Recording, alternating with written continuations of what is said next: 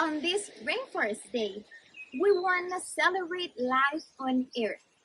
Rainforests provide the water that we drink, absorb carbon dioxide, and stabilize climate patterns.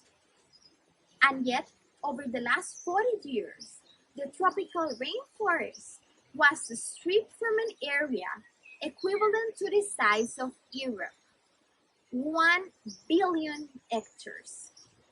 The Rangers and I want to help to recover some of this loss by creating a local community nursery in Bocatapalas and Carlos.